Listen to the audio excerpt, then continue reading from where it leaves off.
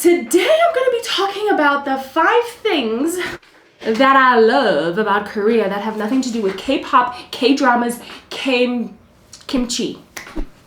Nothing to do with those. So I lived in Korea for a year and a half in my late 20s, pre my Saturn return. I came back to South Africa, but Korea clearly wasn't done with me because I kept having these weirdly specific dreams about going back. Fast forward to last year, my husband and I packed up our toddler, yes, a whole toddler, and spent 6 weeks back in Korea. Here are 5 underrated things that make life in Korea incredible.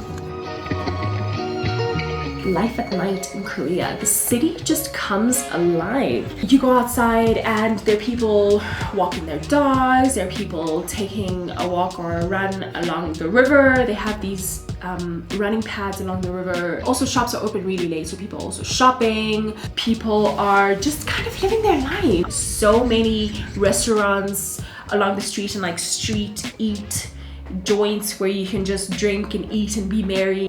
All the signs are lit. It sounds overstimulating and it sounds overwhelming, but it's electric. Number 4, we have clean, safe, and polite. I love clean, I love clinical, especially when I go to a new place. I don't need to have an authentic third world experience, like I'm fine. So this is a big one for me. Although a friend from Japan was like, ew, it's dirty here. So it's clearly not as clean as Japan, but I haven't been to Japan. So I can't compare it to Japan, but I can compare it to every other country that I have been to, and it's the cleanest country that I've ever been to. It's super safe as well, which is so great. As a woman, you can walk out at night, anytime. You can go for a walk in the woody, foresty areas without even thinking for a second that something might happen to you. Koreans are so polite, not in the streets, but when you have an interaction with a Korean, when you go to their shop or a restaurant or it's some place where you have to interact with them, they're so nice, they're so polite. In the workplace, they're so nice, they're so polite, there's so much bowing. I love the bows when you say thank you, hello, please, everything, really. It's lovely. The thing is though, they won't look at you. Like, Korean will not be caught staring, bruh. They will not be caught staring. No matter how out of place you look, or if you're doing some crazy things, like, they will not look at you, bruh. When I was in Korea the first time around, I'd walk home from work and I would sing my made up songs to the archangels and dance around the trees on the side of the road in public and hug the trees and act like a child in the forest with nobody around. But I didn't care. I felt free to do that because it feels like you're wearing an invisible coat. It's like you don't exist, and nobody will be like, is she okay? No one will question because they're not looking at you.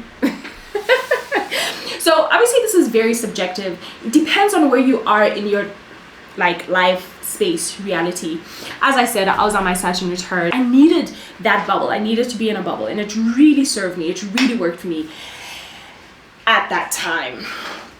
It was one of my favorite things about Korea. There's another side to that though. I've pinned that in a video above about the 5 things that I don't love about Korea. Anyway, as I said, depends on where you are in your life, but I do still love that for people, just not for me right now. Was one of my favorite things. Number 3, we have it's innovative and public transport. I love public transport in Korea. You feel like you're living in the most tech-forward country in the world. It's random things and also not random things. For example, robot waiters. Now listen, I'm not the kind of person who gets excited about technology and robots. I definitely don't get excited about robots. Freak me out a little bit. So I'm not like, wow, robots. But waiter robots are pretty cool. And then you have things like umbrella dryers. What is an umbrella dryer? So as you enter a building, they have these umbrella dryers where you can dry your umbrella if it's raining, so that when you are walking in the building, everybody's not walking around with like dripping umbrellas making everything wet. So I don't know if other people have this in other countries that rain a lot, like the UK. Y'all should probably, if you don't have that, you should probably look into that because it's great. Public transport in Korea is so great. It's so efficient. efficient. It is so clean. The subway runs like clockwork. My train is late, said no one ever in Korea. Like, that's not a thing that happens. It's not even a thought that you have. This is always on time. Subway line is also in English and in Korean, which is great. So you can figure out where to go. And also the announcements are in English and in Korean. So it's very easy as a foreigner to get around. Buses though, the buses are my favorite. I love the buses. Specific buses such as the 8100. So comfortable. The seats are so comfortable. It's way more comfortable than like a regular economy class seat in an airplane. Not that that's hard to beat, but it's so comfortable. It's a little bit luxurious, really. They have Wi-Fi, they have charging ports, they have curtains in the bus in case the sun is getting in your eyes. I love the 8100, but all the buses are pretty good. So affordable. It's really affordable. I mean, it's not like dirt cheap, but it's really affordable. Like it's something that you can manage. At number 2, we have K-Quality. What is K-Quality? I don't know if that's a thing. Maybe I just coined it. Korean things are of very high quality. For example, the clothes. Korean clothes are so good, man. When you go shopping in Korea, make sure to look for that label which says Made in Korea. They take a lot of pride in their things. They take a lot of pride knowing that this is of high quality. I have clothes that I bought in Korea a couple of years ago, many years ago, that have gone through a billion washes, and the color and the shape are still intact, and they are no kolikis. You know kolikis, man. You know kolikis. You buy something from Mr. Price, bruh. It looks good on the hanger. You pay for it. As you're walking out, it gets kolikis. Kolikis, you know those things. Mr. Price though, like Mr. Price is actually really pricey because you wear that once. You buy something from Mr. Price, you wear it once, you wash it, it's now a cleaning top. Shape is like this, the color is weird, it has a million kolikis, especially sweaters. No bueno. Obviously we know the big tech giants. They don't just make cars and phones. It is so much bigger than we know, son. The first time I was there, my mattress was a Hyundai mattress, sir. Okay. Also, the Hyundais there are out of control. Like the Hyundais that are in Korea are like only for Koreans. I don't know if they're being exported to other countries, but they're definitely not exported to South Africa, bruh. I was like, these are not for the African market. They are just like, no sir, these are for us.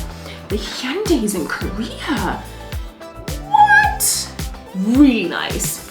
Anyway, the thing is that they consume their own goods. Everywhere you look, everything, at least a good 95% of the vehicles on the road are Korean made vehicles. Phones, most people use Korean made phones. There's a lot of pride in that. And they should, because it's good quality stuff. Like K-Quality is the one. Let's talk about K-Beauty, honey. K-Beauty is fantastic.